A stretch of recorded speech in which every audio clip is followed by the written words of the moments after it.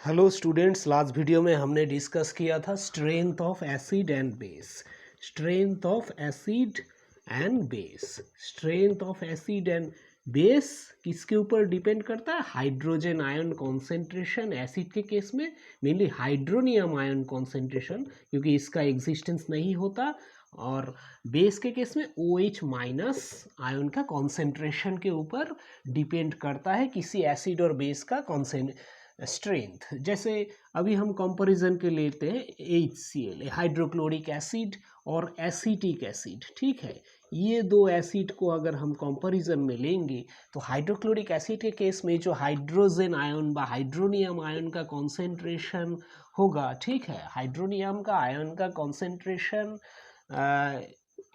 जो होगा, suppose 1 mole of acid के लिए हाइड्रोनियम आयन का जो कॉन्सेंट्रेशन होगा, एसिटिक एसिड के केस में हाइड्रोनियम आयन का कॉन्सेंट्रेशन सेम नहीं होगा। ओके, उससे कम होगा। HCl से इसका हाइड्रोनियम आयन का कॉन्सेंट्रेशन इसके केस में 1 मोल ऑफ एसिड के लिए कम होगा, तो ये वीक एसिड है एज कॉम्पेयर टू HCl। ठीक है, तो ऐसे हम हाइड्रोनियम आयन का कॉन्सेंट्रेशन के ऊपर डिपेंड करता है कोई भी एसिड या कितना स्ट्रॉन्ग है या वीक एसिड है। ठीक है, हमने ये भी डिस्कस किया था pH स्केल के बारे में कि डिफरेंट एसिड्स का डिफरेंट pH स्केल होता है, pH वैल्यू अलग होता है। ठीक है, जैसे 0 to 7 तक होता है एसिड के केस में। ओके, इसके ऊपर डिपेंड करता है ये स्ट्रॉन्ग एसिड है या वीक एसिड है। और बेस के केस में 7 to 14 होता है। ओके, ये मतलब सबसे स्ट्रॉन्ग एसिड, ये weak acid. Okay, weak acid. ठीक है, इसके केस में भी ये बेस का रेंज है। ठीक है, तो बेस में ये स्ट्रॉन्ग बेस, ये वीक बेस, तो ये है pH वैल्यू। ठीक है, pH वैल्यू के बारे में हमने डिस्कस किया था। आज हम डिस्कस करेंगे importance of pH in everyday life, importance of pH in everyday life, importance of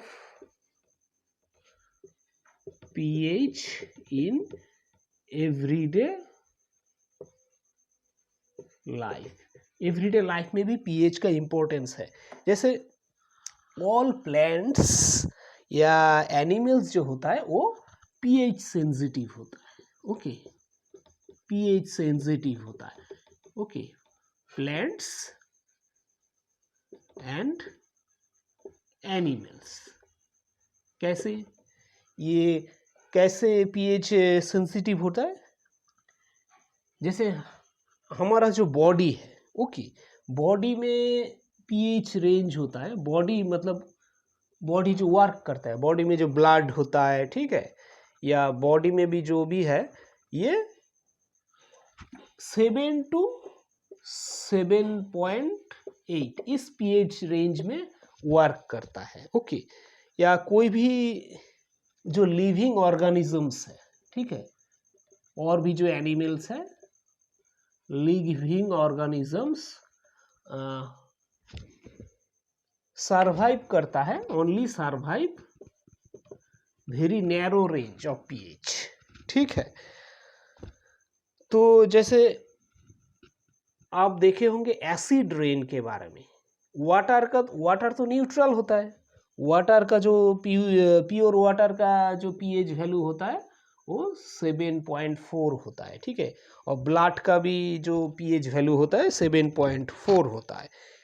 लेकिन आपने सुना होगा एसिड रेन के बारे में। तो एसिड रेन में क्या होता है? एसिड रेन में एक्चुअली जो pH वैल्यू होता है, ओके, ये है प्योर वाटर। प्योर वाटर के केस में ये pH वैल्यू है, या ब्लड के केस में ये pH वैल्यू है। लेकिन अगर एसिड रेन होता है, एसिड रेन में pH वैल्यू होता है 5.6। ठीक है, तो ये तो एसिडिक रेंज में आ गया, क्योंकि 0 to 7 तक है एसिडिक रेंज, तो ये न्यूट्रल है, 7 है न्यूट्रल। ठीक है, तो 5.6 मतलब ये एसिडिक है। ओके, ये एसिड रेन है। तो ये एसिड रेन जब किसी रिवर से फ्लो करता है, रिवर के अंदर से ये एसिड रेन, जब बारिश होता है एसिड रेन होता है जिसका pH वैल्यू ये है, तो वाटर क्या है, वो एसिडिक नेचर है। तो जब किसी रिवर के थ्रू वाटर फ्लो करता है, तो रिवर में जो बहुत एनिमल्स जैसे फिश ओके, बहुत सारा एनिमल्स तो रहता है, जो एक्वाटिक एनिमल्स है, ठीक है, जो नदी में रहता है, ठीक है, बहुत सारा जो एनिमल्स है, उनको लाइफ को वो लाइफ के लिए वो डिफ़िकल्ट है, क्योंकि वो एसिड रेन वो टॉलरेट नहीं कर पाते, क्योंकि हम लोग यूजुअली जो एनिमल्स है वो 7 या इस रेंज पे 7 to 7.8 रेंज पे वो नॉर्मल होता है। लेकिन अगर एसिड रेन रिवर के थ्रू फ्लो करता है तो जो नदी में जो बहुत सारा एनिमल्स है, जैसे फिश है और भी जो बहुत सारा एनिमल्स है जो नदी में ही होता है, ठीक है, वो या पानी में होता है, नदी का पानी में, नदी के अंदर होता है, तो उनके लाइफ के लिए ये बहुत डेंजरस है। तो ये पीएच इस रेंज पे रहना हमारा जो एनिमल्स है, ठीक है, ये इसके लिए बहुत इम्पोर्टेंट है, क्योंकि इससे कम हो या ज़्यादा हो जाएगा तो वो एनिमल्स के लिए या प्लांट्स के लिए भी ये बहुत डेंजरस है, ठीक है।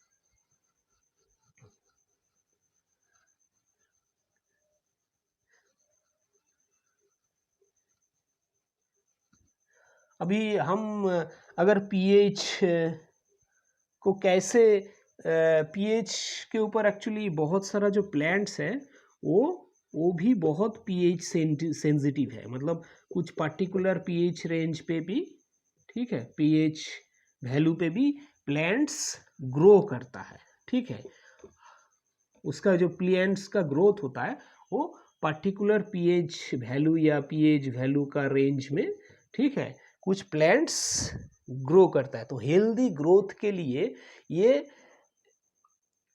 प्लांट को एक particular range of pH value चाहिए, ठीक है।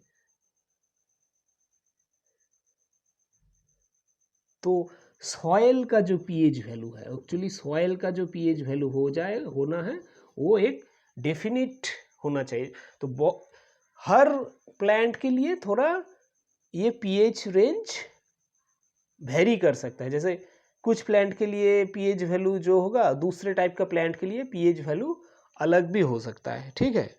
तो ये हम अगर हमारा घर में भी ये देख सकते हैं, अलग अलग, अगर हमारा जो बैकयार्ड होता है घर में, ठीक है, उसमें डिफरेंट जगह से हम सॉइल को लेके उसका पीएच वैल्यू टेस्ट कर सकते हैं, ठीक है। यूनिवर्सल इंडिकेटर से हम पीएच वैल्यू टेस्ट कर सकते हैं, ठीक है। तो यूनिवर्सल इंडिकेटर से हम पीएच वैल्यू टेस्ट कर सकते हैं, ठीक है। Universal indicator actually different pH value के लिए वो डिफरेंट कलर शो करता है, ठीक है। तो हम कलर देख के बोल सकते हैं कि किसी जैसे हम किसी बैकयार्ड में अलग अलग डिफरेंस पे जगह से अगर हम सॉइल को लेके उसका यूनिवर्सल इंडिकेटर से उसका कलर टेस्ट करके उसका पीएच वैल्यू का हम एक राफली आइडिया ले सकते हैं, ठीक है। तो हम ये भी ऑब्जर्व कर सकते हैं जो डिफरेंट पीएच वैल्यूज़ है उस पीएच वैल्यूज़ के बेसिस पे कौन कौन सा प्लांट उस जगह पे अच्छा ग्रो कर रहा है, कौन कौन सा प्लांट उस जगह पे अच्छे से ग्रो नहीं कर रहा है। तो इसके हिसाब से हम प्लांट के जो ग्रोथ है इसको हम कंट्रोल कर सकते हैं, कि हम बोल सकते हैं कि ये पर्टिकुलर पीएच वैल्यू के लिए, ये प्लांट के ग्रोथ के लिए पर्टिकुलर पीएच वैल्यू ठीक है, किसी दूसरे टाइप का प्लांट के लिए ये पर्टिकुलर पीएच वैल्यू ठीक है, ठीक है। तो प्लांट्स के ग्रोथ के लिए पीएच वैल्यू बहुत इम्पोर्टेंट है, ठीक है। PH in our digestive system, हमारा डाइजेस्टिव सिस्टम में भी पीएच बहुत इम्पोर्टेंट है, इन आवर डाइजेस्टिव सिस्टम, ठीक है। अच्छा, हम जब खाना खाते हैं तो ये खाना जब हमारा स्टोमक में जाता है, स्टोमक में क्या होता है, उस खाने का डाइजेशन के लिए हाइड्रोक्लोरिक एसिड निकालता है, ठीक है, उस खाने का डाइजेशन के लिए, ठीक है। जो स्टोमक का कोई प्रॉब्लम नहीं करता, लेकिन ये एक्चुअली बेसिकली हमारा जो खाना हम खाते हैं उसको डाइजेस्ट करने में हेल्प करता है। लेकिन कभी कभी हमारा इंडाइजेशन भी होता है, इंडाइजेशन भी होता है, ठीक है। इंडाइजेशन में क्या होता है, इंडाइजेशन में एक्चुअली जो ठीक है, एक्चुअली जो स्टोमक है वो बहुत ज़्यादा हाइड्रोक्लोरिक एसिड प्रोड्यूस करता है, ठीक है, बहुत ज़्यादा हाइड्रोक्लोरिक एसिड प्रोड्यूस करता है। तो ये हाइड्रोक्लोरिक एसिड प्रोड्यूस होने के वजह से हमारा पेट में जो पेन होता है, इरिटेशन होता है, ठीक है, तो उस पेन और इरिटेशन से बचने के लिए हम क्या करते हैं, हम एक्चुअली एंटासिड लेते हैं, ठीक है, एंटासिड लेते हैं, ठीक है, उस पेन और इरिटेशन के लिए बचने के लिए। तो ये एंटासिड क्या कर रहा है, एसिड को क्या कर रहा है, जो एक्सेस एसिड हमारा स्टोमक में प्रोड्यूस हो रहा है, ये एंटासिड क्या कर रहा है, ये एंटासिड एक्चुअली होता है मिल्क ऑफ मैग्नीशिया बोला जाता है इसको, मिल्क ऑफ मैग्नीशिया, ठीक है, मिल्क ऑफ मैग्नीशिया, इसका केमिकल फॉर्मूला है मैग्नीशियम हाइड्रोक्साइड। तो ये एक्चुअली दिख रहा है, ये एक बेस है, ठीक है। तो ये बेस का क्या कर रहा है, ये जो हाइड्रोक्लोरिक एसिड है इसके साथ रिएक्शन करके सॉल्ट एंड वाटर प्रोड्यूस कर रहा है। तो जो एक्सेस एसिड है वो न्यूट्रलाइज हो जा रहा है, किसके वजह से, ये हमने जो एंटासिड लिया इसके वजह से। एंटासिड क्या है, ये एक बेस है। तो एसिड और बेस के रिएक्शन से हमने पहले भी पढ़ा था कि वो सॉल्ट एंड वाटर प्रोड्यूस होता है, तो ये एक न्यूट्रलाइजेशन रिएक्शन है, ठीक है। तो इसी के वजह से हमें जब हम एंटासिड लेते हैं, ये जो एक्चुअली एक बेस है जो एक्सेस एसिड को, ठीक है, न्यूट्रलाइज कर देता है। तो ये न्यूट्रलाइजेशन रिएक्शन की वजह से सॉल्ट एंड वाटर प्रोड्यूस होता है, ठीक है। जैसे अगर हम हाइड्रोक्लोरिक एसिड के साथ मैग्नीशियम हाइड्रोक्साइड का रिएक्शन करेंगे तो बन जाएगा मैग्नीशियम क्लोराइड, ठीक है, मैग्नीशियम क्लोराइड प्लस वाटर। तो ये मैग्नीशियम क्लोराइड एक सॉल्ट है, तो ये जो एक्सेस एसिड है ये न्यूट्रलाइज हो गया, तो हमें पेन से रिलीफ मिलता है एंटासिड लेने से, ठीक है। सो ये डाइजेस्टिव सिस्टम में भी पीएच इम्पोर्टेंट, क्योंकि एक्सेस एसिड हमारे पेट के लिए अच्छा नहीं है, ठीक है, तो हम उसको न्यूट्रलाइज करते हैं। इसी तरह हमारा जो टूथ है, टूथ में भी डीके होने के लिए पीएच बहुत, टूथ डीके, अगर टूथ में डीके होता है, ठीक है,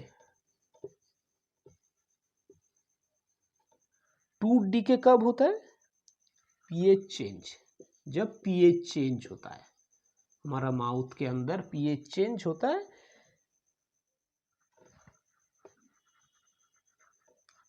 pH change as the cause of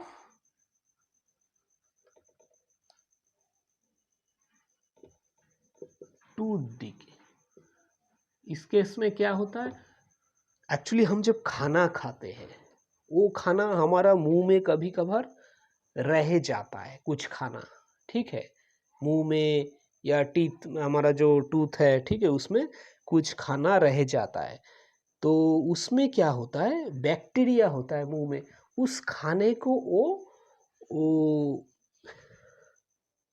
ठीक है, वो बैक्टीरिया जो होता है वो डिग्रेड करता है, जो हमारा हम खाना खाते हैं फूड या शुगर को डिग्रेड करके वो उसको एसिडिक बना देता है, खाने को एसिडिक बना देता है, ठीक है। तो मुंह का जो है, मुंह में जो होता है थोड़ा खट्टा खट्टा लगता है, ठीक है।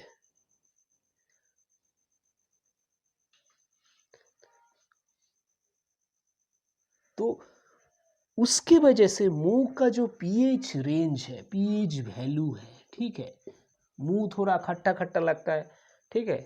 तो जो मतलब एक्सेसिव खाना जो मुंह में थोड़ा रह गया उसको बैक्टीरिया डिग्रेड करके एसिडिक बना देता है, ठीक है।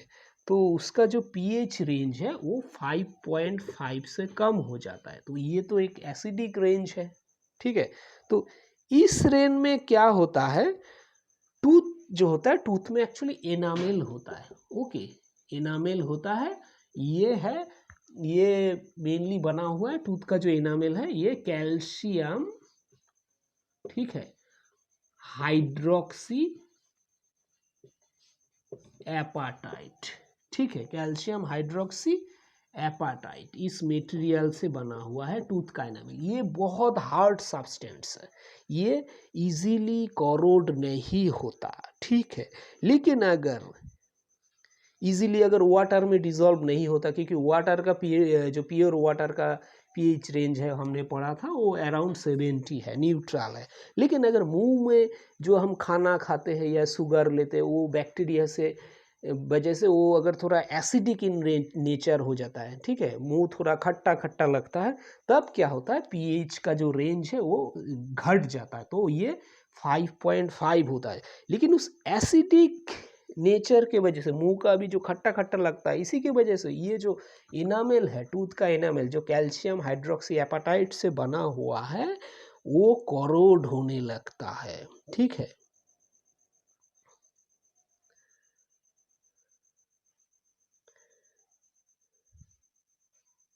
तो इसी वजह से मुंह को खाने के बाद अच्छी तरह धोना चाहिए, ब्रश करना चाहिए, कि उसका जो मुंह में जो खट्टा खट्टा जो हमें महसूस होता है खाना खाने के बाद कुछ देर बाद, ठीक है, तो अच्छी तरह मुंह को धोने से वो जो एक्सेसिव फूड है जो मुंह में हमारा दांत में, ठीक है, रह जाता है, वो अगर चला जाएगा, ठीक है, तो हम इससे बच सकते हैं। वरना इसी की वजह से हमारा टूथ में डीके होता है। तो टूथ डीके क्यों होता है? जो acidic nature, acidic part acidic बन जाता है, खाने में जो एसिड बन जाता है, ठीक है, खाना बैक्टीरिया की वजह से बैक्टीरिया डिग्रेड करके खाना को एसिडिक बना देता है, जो हमारे टूथ के लिए अच्छा है। तो टूथ को हमें अच्छे से, मतलब मुंह को हमें अच्छे से माउथ को क्लीन करना है, ठीक है, आफ्टर ईटिंग फूड, या टूथपेस्ट यूज़ करना है। टूथपेस्ट से क्या होता है? टूथपेस्ट एक्चुअली वो भी एक ब्रश करने से, टूथपेस्ट जो हम लेते हैं ब्रश के टाइम, टूथपेस्ट एक बेस है। जैसे हमने एंटासिड पढ़ा था, पेट के केस में एसिड HCl प्रोड्यूस होता है, तो उसके केस में भी हम एंटासिड मैग्नीशियम हाइड्रोक्साइड लेते हैं, ठीक है। टूथपेस्ट भी एक, ये भी एक बेस है, ठीक है।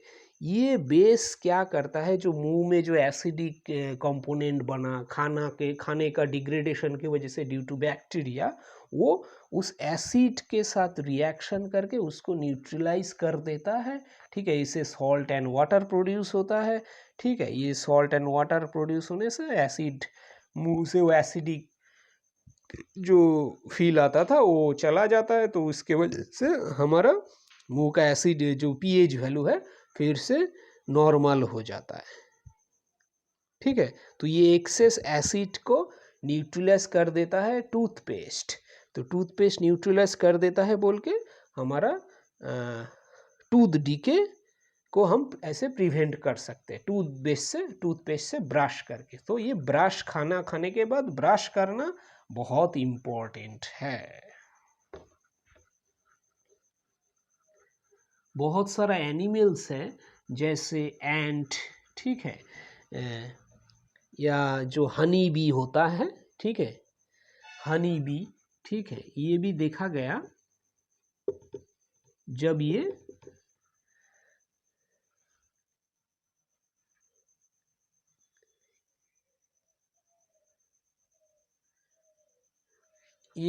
हनी बी हमें जब बाइट करता है, ठीक है, हनी बी हमें जब बाइट करता है, या एंट, ठीक है, उसका जो स्टिंग होता है, उसका स्टिंग में एक्चुअली एसिड होता है, ठीक है। हनी बी अब बाइट का स्टिंग में एसिड होता है, तो एंट का स्टिंग में एसिड होता है, तो वो जब हमें बाइट करता है हनी बी या एंट, वो कुछ एसिड हमारा बॉडी में छोड़ देता है, ठीक है, बॉडी में छोड़ देता है, तो उस जगह हमें बहुत पेन होता है या इरिटेशन होता है।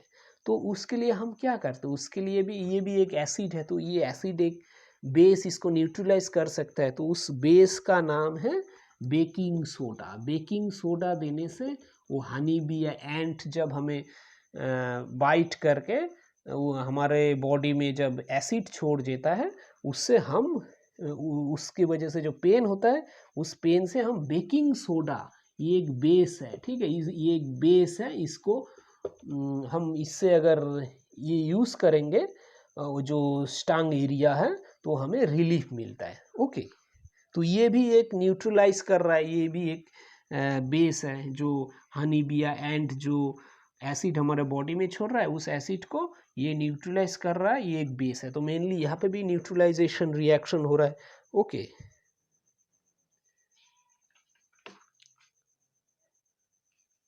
तो अभी कुछ इंपॉर्टेंट सब्सटेंस है, ठीक है, जैसे उसमें कौन सा एसिड है वो हम डिस्कस करेंगे। जैसे विनीगर विनीगर में एसिड होता है। हम जो फूड खाते हैं, बहुत सारा फूड्स है, उसमें कौन सा एसिड्स है वो हम डिस्कस करेंगे। विनीगर में होता है एसिटिक एसिड, ये है एक वीक एसिड, ठीक है। ऑरेंज में होता है साइट्रिक एसिड, ठीक है, ऑरेंज में होता है साइट्रिक एसिड। फिर टर्मरिंड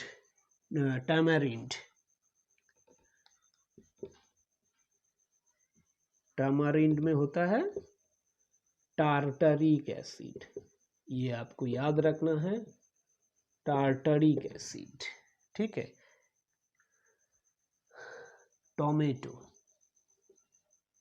टोमेटो में होता है